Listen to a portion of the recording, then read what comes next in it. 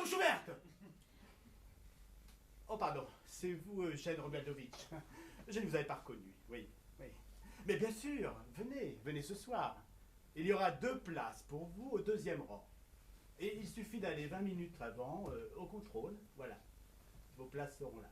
Voilà, mes hommages à madame, hein. Voilà, au revoir. Du tout, Vaska Demosgavski, alias Jules Verne, vient pour ainsi dire de mettre au monde, qui se permet de ricaner dans ce théâtre. Si parmi vous, comédiens, il y a un joyeux luron, je ne le retiens pas. Qu'il aille à la comédie de la satire où il pourra s'en donner à cœur joie. Cela dit, comédien, je vous interdis formellement de vous démaquiller avec les dentelles de ma histoire. Racontez-nous votre histoire. Alors ma pièce est une allégorie, n'est-ce pas? L'action se déroule sur une île. Hein. C'est comme si vous le voulez, une pièce fantastique. Sur cette île, des esclaves indigènes vivent sous la domination de marchands d'esclaves blancs. Et leur chef s'appelle Sisi Bouzi II. Sisi Bouzi, c'est rigolo ça, non? Oui, c'est rigolo. Écoutez l'auteur jusqu'au bout. Allez, vous en prie. Merci. Alors en un mot, hein, n'est-ce pas? Oui. Alors au 2e acte, il y a l'éruption du volcan. Ouais. Au premier, qu'est-ce qui se Oh, passe? je suis un admirateur de Jules Verne, d'où d'ailleurs mon pseudonyme, et d'où aussi le fait que pratiquement tous mes personnages portent le nom d'un héros de Jules Verne. Si je prenais que seul exemple, par exemple, Lord Glenarvan, n'est-ce pas? Excusez-moi, mon cher auteur, mais vous parlez comme un poète. Je vais essayer d'être plus concis, n'est-ce pas? Alors voilà, donc, d'une manière linéaire, voici l'intrigue. Kérikouké est un provocateur, il persécute Kekoum. On l'arrête, Vlan, verdict, pendaison. Voilà. Mais les Européens arrivent, voilà, sur cette île, Vlan, on négocie, garde le parti, voilà. Fin du premier acte, rideau. Ah, Slava Isaïtch, notre musicien, voilà. Je vous présente notre musicien. Vous aurez une musique impeccable, mon cher, voilà. Très heureux. Alors écoute, dans cette pièce, il nous faut, voilà, il nous faut une musique exotique, hein, mais russe. Mais bien sûr que si, je pense. Alors, voilà, donc pour le rôle principal, bon bah c'est Barava. Il est pas là. Bah où est-ce qu'il est? Il est au commissariat du 2e arrondissement et ils ont dit qu'ils ne le relâcheraient pas avant ce soir. C'est toi qui l'as fait picoler encore, hein, c'est ça? Bon, écoutez, moi je ne peux pas jouer avec des bourgeois et des alcooliques. Alors je tire le rideau, il n'y aura pas de pièce. Voilà. T'en es bonne, toi. Le volcan est entré en éruption, ça ne te suffit pas? Attends, ne m'interromps pas. Le volcan est entré en éruption, il y a eu la coulée de lave. La lave a emporté le vivant, mais le roi, conséquence, nous n'avons plus de chef. Mais il ne reste plus que 2 gardes en plus. Oui, je sais, c'est une chose terrible, mais nous n'y pouvons rien. La question est maintenant de savoir qu'est-ce qui va se passer sur l'île. Que veux-tu qu'il se passe? Je ne sais pas, c'est moi qui te pose la question. Je l'ignore. Moi pas. Il y aura une révolte. Non, tu crois? Je suis prêt à parier là-dessus. Tu sais mieux que moi quelle sorte de gens sont nombreux indigènes. Dès qu'ils sauront que le roi est mort et qu'ils n'ont plus de chef, nous devons sur le champ élire un nouveau souverain. Un homme à qui vous pourrez confier sans crainte le destin de l'île et de toutes ses richesses. Cet homme devra être intelligent, juste, clément, fidèle. Mais il faut aussi qu'il ait de l'instruction et le savoir-faire pour avoir des rapports équitables avec les Européens qui débarquent de plus en plus souvent sur notre île factile. Mes amis, mais décidez-en. Qui sera ce chef? Hein?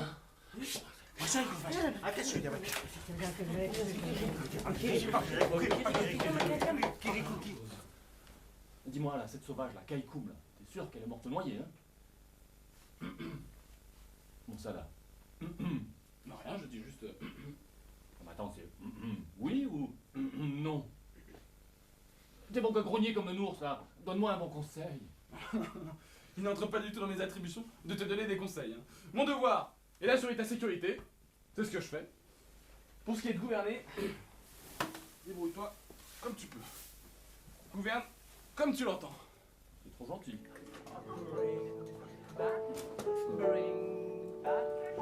Bring back my boy Parti.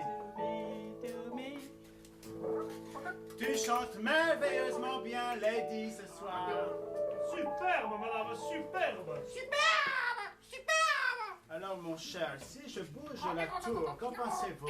Échec au roi. Oh, je crois que je vais abandonner cette partie. Hein? Vous pourriez avancer votre fou. Et qu'est-ce que cela ferait? Eh bien, protéger votre dame. Et après? Après. Oh oh. Je ne sais pas. Devine un peu qui c'est mon petit chat. Oh, c'est pas très difficile de deviner qui peut se livrer à des jeux pareils. Laissez-moi en paix, s'il vous plaît, monsieur.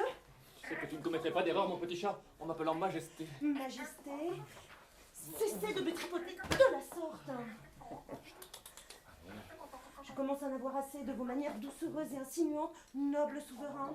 C'est moi qui aurai la lady sur le dos si je lui casse une de ses porcelaines. Ah, c'est sûr, hein. La porcelaine, c'est ton rayon, hein, pas le mien, hein. Quoi? Comment regardes-tu ainsi? Cochon! C'est toi qui as cassé la tasse, c'est pas moi. Sale cochon! Tu as oublié, ma petite. À qui tu t'adresses? Je vais vous dire, moi, qui vous êtes. Un aventurier et un fanfaron. Non, mais laissez-moi en paix. Laissez-moi.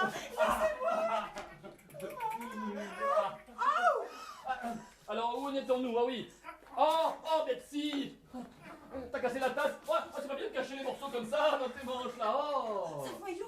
Oh, Majesté, que signifie cette scène? Le voilà qui se met à tourner autour des femmes de chambre maintenant. Très cher Lady, cette horrible femme de chambre a cassé une de vos porcelaines et elle m'a littéralement agressé quand je lui en ai fait le reproche. Quoi? Ma tasse favorite? La tasse à café de Marie-Antoinette? Après tout, c'est de ta faute. Ah, je m'alanguis. Je rêve d'une aventure, d'une aventure. Eh bien, tu l'as, ton aventure, non? N'est-il pas vrai?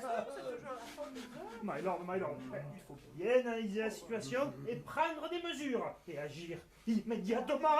Mais vous avez raison, monsieur Paganel. Nous n'aurons jamais les perles. Et qu'est-ce qui est arrivé dans mon castel? On m'a cambriolé. Et maintenant, il va falloir faire la guerre dans cette île où il y a la peste avec 2 gardes. Eh bien, ça va être bien. Tiens. Allez, il va falloir faire chauffer les vapeurs des vapeurs du bateau. Et allons-y dans cette île maudite. Allons-y faire la guerre avec 2 gardes. Allons-y. Oui, et il parle, mon cher, il parle. Salut à toi, Loré. Salut à toi, Stavalokitch! Docteur Épée, laissez-vous! Nous refusons les pourboires et les pots de vin!